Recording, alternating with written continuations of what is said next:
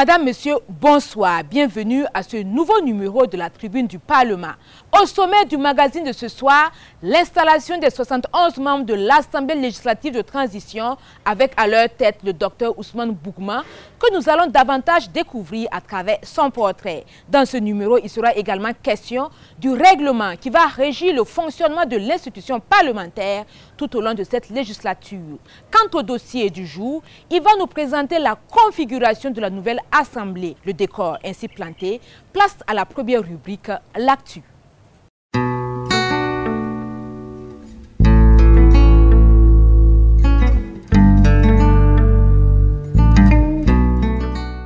Le mandat des députés de la 3e législature de transition a été validé le vendredi 11 novembre 2022. À l'issue de la validation de leur mandat, les députés sont tous unanimes sur les défis du moment. Vous les entendrez au micro de Innocent Darankoum et de Agada Judith qui m'a dit. Si certains arborent ce jour l'écharpe de député pour la première fois, d'autres sont des parlementaires expérimentés. Ce 11 novembre 2022, ils ont tous vu leur mandat validé pour mener à bon port l'organe législatif de transition. Pour cette mission, les parlementaires sont conscients de l'immensité de la tâche qui les incombe.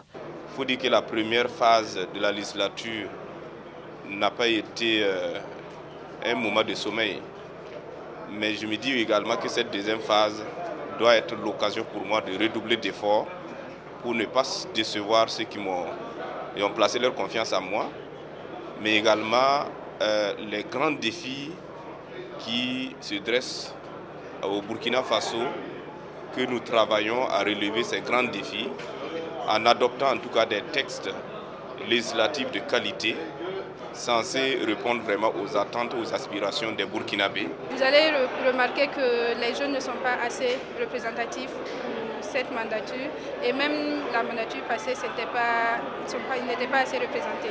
Donc à notre niveau, c'est un double enjeu parce que je suis femme et jeune et ici les défis c'est de défendre les causes des jeunes et des femmes. Le défi sera bien sûr d'accompagner au mieux l'exécutif afin que nous puissions sortir très vite, mais vraiment très rapidement, de l'hydre terroriste que nous vivons. Nous sommes dans une situation de guerre et quand on te confie une responsabilité dans une situation de guerre, cela veut dire que tu dois mettre la main à la pâte pour que cette guerre-là cesse.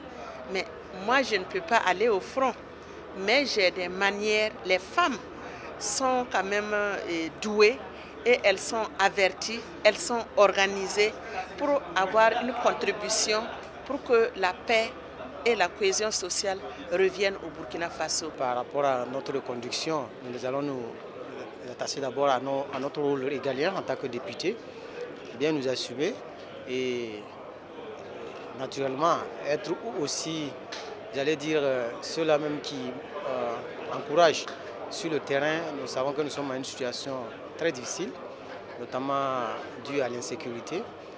Comment en tant que représentant donc, de la nation, nous allons contribuer à apaiser les cœurs, à promouvoir la cohésion sociale et la solidarité et la restauration, contribuer d'une manière efficace à la restauration de notre nation. Actuellement, le Burkina Faso est dans une situation très très difficile. Et c'est le moment de mettre nos égos de côté, nos différences, parce que nous unit est plus fort que ce qui nous divise. Et que c'est ensemble, nous pourrons relever les grands défis ensemble. Donc chacun doit se donner la main pour qu'on puisse aller de l'avant. Le compte à rebours a déjà commencé. Les 71 nouveaux députés se doivent de travailler d'arrache-pied pour relever les grands défis de l'heure, dont le plus urgent reste sans conteste la question sécuritaire du pays. Après la validation des mandats des députés, s'en est suivi l'élection du président de l'Assemblée législative de transition.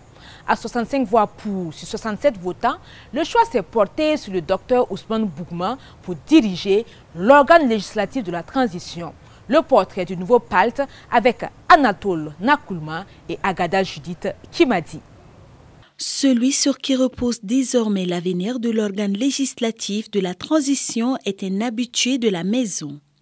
Désigné une première fois député par les forces vives de la région du Plateau central, le docteur Ousmane Bougouma a siégé à l'Assemblée législative de transition de mars à septembre 2022, où il a présidé la Commission des affaires générales, institutionnelles et des droits humains (CAGIDH). C'était sous le mouvement patriotique pour la sauvegarde et la restauration MPSR 1. À la faveur de l'avènement du MPSR 2, la région du Plateau central lui renouvelle sa confiance. C'est donc en parlementaire expérimenté que Dr Bougouma se voit confier par ses pairs les rênes du Parlement burkinabé. Et à un moment où tout est urgent pour le pays, le nouvel occupant du perchoir annonce les couleurs de son mandat.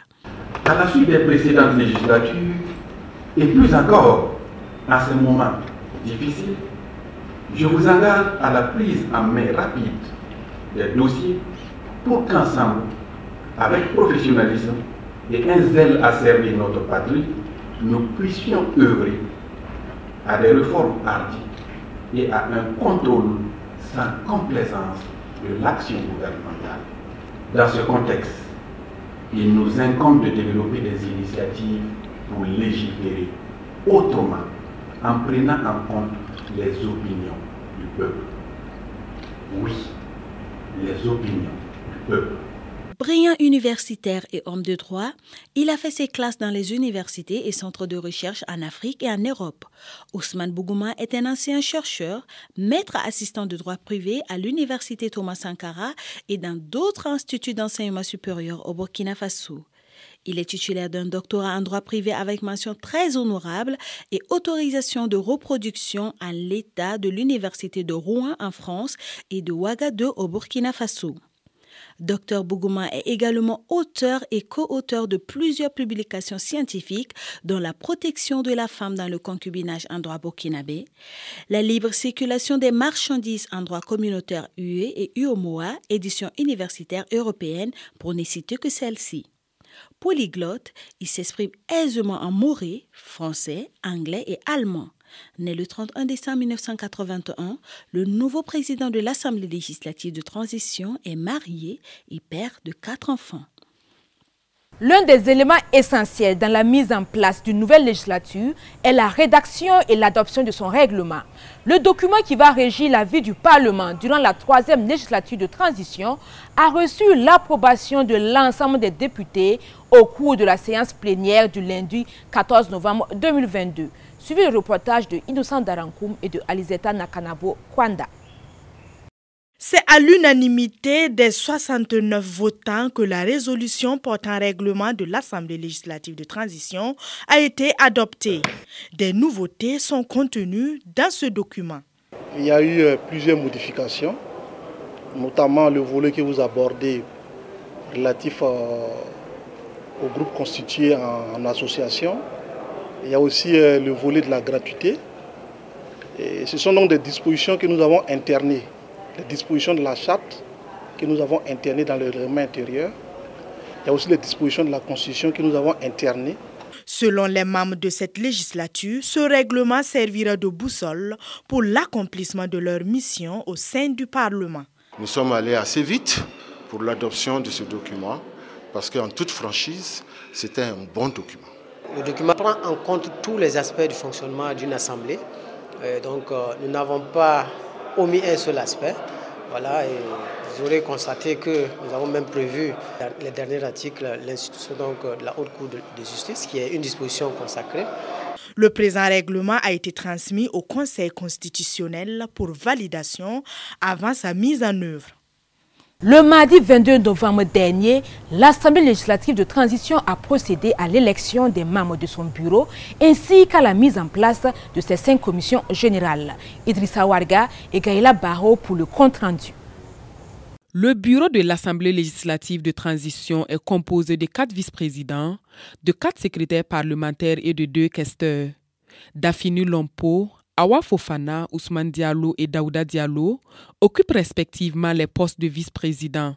Kiswen Sida Evari Zongo, Gladys Linda Kandolo, Esther Bamouni Kansono, Yaya Karambiri occupent les postes de secrétaire parlementaire.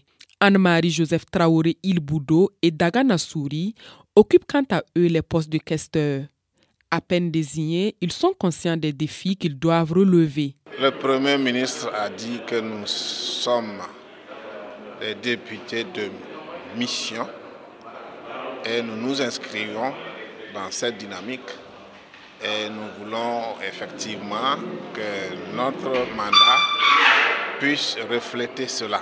La situation sécuritaire fait qu'effectivement le fonctionnement normal d'une assemblée n'est pas évident et naturellement nous allons montrer une certaine résilience dans ce fonctionnement et savoir aussi répondre aux aspirations du peuple.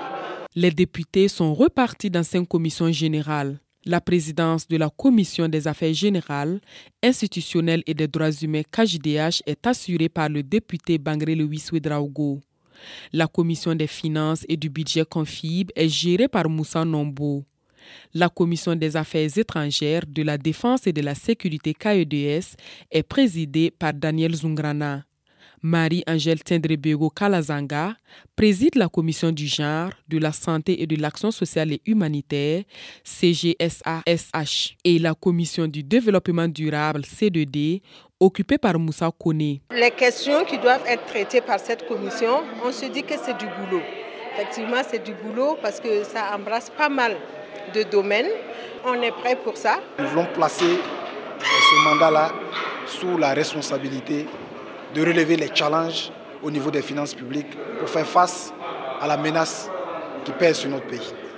L'Assemblée législative de transition est désormais dotée de tous les organes pour jouer pleinement son rôle de voter les lois, consentir l'impôt et contrôler l'action du gouvernement. Nommé en Conseil des ministres le 21 octobre, le Premier ministre de la Transition, Apollinaire Joachimson Kelem de Tambela, a présenté sa déclaration de politique générale devant la représentation nationale le 19 novembre dernier. Une obligation constitutionnelle qui veut que dans un délai de 30 jours après sa nomination, le Premier ministre sacrifie à cet exercice qui est suivi de débats et sanctionné par un vote qui vaut investiture. Retour sur les temps forts de cet événement avec Innocent Darankoum et Raïssa Comporé. D'entrée de jeu, le Premier ministre Apollinaire Joachim Kelem de Tambela plante le décor. Je suis venu vous demander, tout au long de votre mandat, de donner au gouvernement les moyens d'action pour répondre aux aspirations du peuple burkinabé.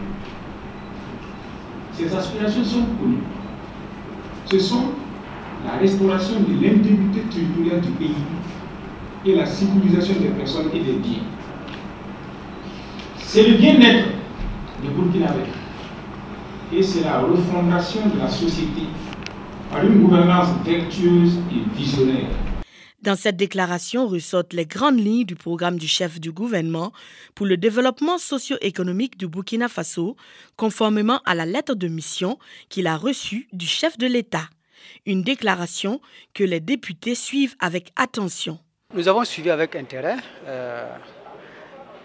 et nous apprécions, comme vous l'aurez constaté, nous apprécions la qualité de la déclaration, le contenu, la richesse même, parce que ça prend en compte les réalités de notre nation. Et en tout cas, tout Burkinabé doit pouvoir se retrouver donc dans cette déclaration. Et voilà, vous avez dû suivre aussi l'engouement que ça a créé au sein donc, de l'hémicycle. Nous étions plutôt intéressés sur la question de la sécurisation du Burkina Faso, la sécurité et également le bien-être des populations. Cette déclaration suivie de débats a donné lieu à un vote qui a débouché sur 64 voix pour, une abstention et 4 voix contre. Les députés ont donc donné leur quitus au programme du Premier ministre. Au président Ousmane Bougma de mettre fin à cette séance plénière qu'il a présidée durant plus de 10 heures de temps sur une note de satisfaction.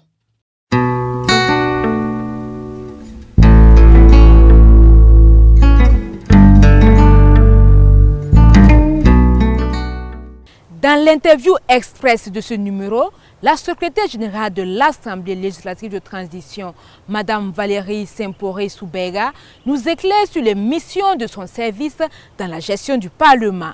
Dans cet entretien, il a également été question de la série de dissolutions que le Parlement a connues dernièrement, ainsi que l'importance d'une telle institution dans la vie d'une nation. Une interview conduite par Axel Nicole Yarou. Bonjour Mme Semporé. Bonjour Axel. Vous êtes depuis peu la nouvelle secrétaire générale de l'Assemblée législative de transition. Dites-nous quel est votre rôle au sein de l'Assemblée législative de transition. Selon le règlement administratif, le secrétaire général a en charge la coordination administrative et technique de tous les services administratifs de l'Assemblée. À ce titre, il est responsable devant le président de l'Assemblée du bon fonctionnement des services. Il faut noter que depuis quelques années, il existe un poste de secrétaire général adjoint à l'Assemblée. Récemment, le Parlement a été secoué par une série de dissolutions dues notamment à des coups d'État. Pendant ce temps-là, vous avez eu la charge de l'expédition des affaires courantes. Comment est-ce que vous avez géré cette période? Effectivement, il a fallu reprendre au pied levé toutes les activités pour faire fonctionner l'institution en l'absence des députés. Mais je crois qu'avec l'ensemble des collaborateurs auxquels je suis reconnaissante, nous avons réussi à maintenir l'institution à flot. Est-ce à dire que pendant cette période, le personnel parlementaire est resté opérationnel? Oui, tout à fait. Tous les agents sont restés à leur poste durant toute cette période. Il faut dire que les députés et l'institution a du personnel permanent à sa disposition pour permettre un fonctionnement régulier. Des voix se sont élevées pour demander la suspension du Parlement. Est-ce qu'en tant que technicienne, vous pensez qu'on peut suspendre totalement le Parlement? Notre pays évolue dans un contexte international qui est marqué par des attentes de plus en plus élevées des populations. Et un Parlement, qu'est-ce que c'est? C'est un système de représentation des populations pour leur permettre de porter leur voix et de se faire entendre. Et dans ce sens, je voudrais vous rappeler les 3 fonctions d'un Parlement. C'est voter la loi, consentir l'impôt et contrôler l'action du gouvernement. Je crois que toutes ces fonctions peuvent et doivent être exercées, quelle que soit la situation politique du pays. Depuis peu, les affaires sont rétablies au sein du Parlement. Comment s'organise le travail parlementaire depuis lors? Depuis le 11 novembre dernier, toutes les énergies se sont mobilisées pour permettre la reprise des activités. C'est ainsi que le président a été élu, le règlement adopté, le bureau et les commissions générales mises en place. Le Premier ministre a pu faire sa déclaration de politique générale devant les députés. En fin de semaine dernière, une session de formation, d'initiation des députés au travail parlementaire a pu avoir lieu. Donc je pense que les députés sont fin prêts pour entamer le travail parlementaire. Alors, nous sommes au thème de notre interview. Est-ce que vous avez un dernier mot? Juste encore une fois vous remercier pour l'opportunité et l'intérêt que vous portez au Parlement et à ses activités. J'espère que nous nous reverrons très bientôt pour parler d'autres choses. Merci beaucoup, Madame la Secrétaire générale, d'avoir répondu à nos questions.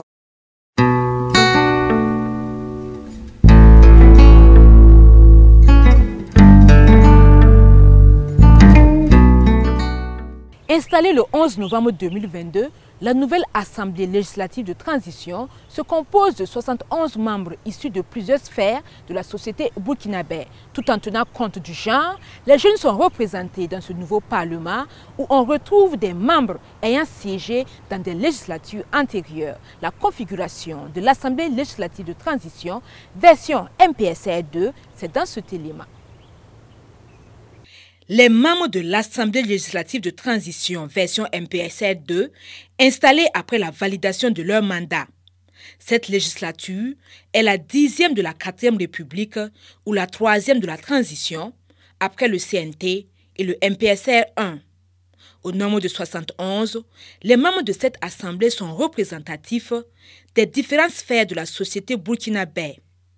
Elle se compose de 20 personnalités désignées par le chef de l'État, 16 personnalités issues des forces de défense et de sécurité, 13 personnalités issues chacune d'une région, 12 personnalités issues des partis et mouvements politiques, 10 personnalités issues des organisations de la société civile. Dans ce Parlement, la jeunesse est représentée. Le genre pris en compte avec au total 12 femmes qui siègent. Au compte des organisations de la société civile, on retrouve 2 personnes vivant avec un handicap. 23 membres de l'ancien organe législatif de la transition sont reconduits pour la présente Assemblée législative de transition. C'est cette diversité de profils et de compétences qui constitue l'organe législatif chargé de contrôler l'action du gouvernement, de voter la loi et de consentir l'impôt. Il a pour ce faire 21 mois à compter du 2 octobre 2022.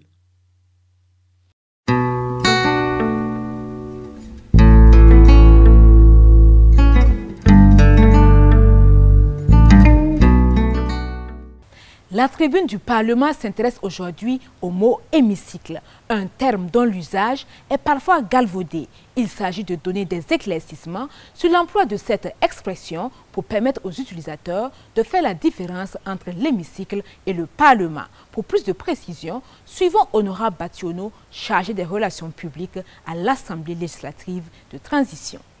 Un hémicycle, dans une assemblée parlementaire, est la salle où tous les députés se réunissent en assemblée plénière pour délibérer sur les dossiers inscrits à leur ordre du jour.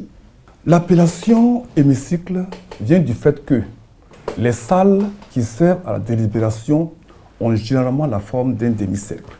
Cette généralisation de l'appellation dans les pays francophones est étendue dans toutes salles où se tiennent les délibérations des députés, même si cette salle-là n'a pas une forme circulaire. L'accès à l'hémicycle obéit à des règles. Le public admis à l'intérieur de l'hémicycle se tient assis, découvert et en silence. Toute personne donnant des marques d'approbation ou d'improbation est exclue sur le champ par les huissiers et ceux qui sont chargés de maintenir l'ordre. Il est interdit d'accéder à l'hémicycle avec des boissons ou des aliments et de porter des couvre-chefs, à l'exception des bonnets, des foulards et des turbans, sauf sur autorisation du président du Parlement. L'accès à l'hémicycle est aussi subordonné au port d'une tenue vestimentaire correcte et décente, aussi bien pour les députés que pour le public. À l'hémicycle, les députés sont assis par groupe constitué. Lorsque le président de l'Assemblée reçoit une personnalité en audience, il reçoit la personnalité dans sa salle d'audience. Ce n'est pas à l'hémicycle. Les travaux en commission ne se déroulent pas à l'hémicycle, mais dans les salles de commission. Chaque commission a une salle qui lui est dédiée. Lorsque les députés des groupes se réunissent, ce n'est pas à l'hémicycle non plus. C'est dans les salles de réunion qui leur est propre. De même, lorsque les fonctionnaires parlementaires viennent au bureau, ils ne travaillent pas à l'hémicycle forcément. Ils ont des bureaux à eux dédiés. On peut résumer en disant que l'hémicycle est un sous-ensemble du Parlement. C'est un élément parmi tant d'autres. Tout comme j'ai parlé des salles de commission, j'ai parlé de salles d'audience, j'ai parlé des bureaux. Donc, dire qu'on vient à l'Assemblée en parlant de l'hémicycle, c'est peut-être un abus de langage. On vient à l'hémicycle pour une plénière, mais quand on vient à l'Assemblée, on peut se retrouver dans une salle de commission, comme dans une salle de bureau, comme en salle d'audience. En conclusion, on peut retenir que tout lieu de l'Assemblée n'est pas l'hémicycle. C'est la fin de cette émission. Tout le plaisir a été pour moi de l'avoir présentée. Excellente soirée, à la prochaine pour un autre numéro.